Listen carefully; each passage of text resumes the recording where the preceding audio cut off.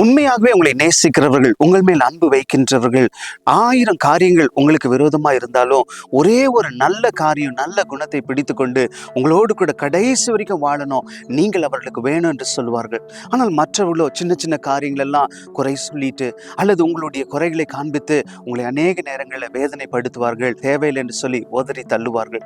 வேதம் சொல்கின்றது, அன்பு சகலத்தையும் சகிக்கும், எல்லா விதத்திலும் பொறுமையா இருக்கும், எல்லா விதத்திலும் தாங்கும், எல்லா விதத்திலும் நம்மை நம்பும் என்று சொல்லி இன்றைக்கு ஒரு காரியத்தை செய்வோம். நம்மை சுற்றி இருக்கிற தேவையில்லாத அநேக ஜனங்களுக்கு நிறைய முக்கியத்துவத்தை கொடுத்து நல்ல நண்பர்கள், நல்ல உறவுகளை நம்ம ஒதுக்கி இருப்போம் என்று சொன்னால் இன்றைக்கு ஆண்டவர் நம்மோடு கூட பேசுகின்றார். அவர்களுக்கு மறுபடியும் முக்கியத்துவத்தை கொடுப்போம். நம்ம இன்னும் பிடித்து கொண்டிருக்கிறார்களே, நம்ம இடத்துல இருக்கிற அந்த 1-2 நல்ல காரியங்களை வைத்து நம்ம இன்னும் அதிகமாய் நேசிக்கிறார்களே, அவளுக்கு என்று சொல்லி நாமும் அன்பு செலுத்த ஆரம்பிப்போம். அப்பொழுது நம்முடைய வாழ்க்கை மாறுவதையும் இது நிமித்தம் கடவுள் நம்மையால் வைத்திருக்கிற காரியங்கள் தடையில்லாமல் நடப்பதையும் பார்க்க போகின்றோம். ஒரு பெரிய காரியத்துக்குள்ளாய் நம்மை ஆண்டவர் நடத்தி செல்ல போகின்றார்.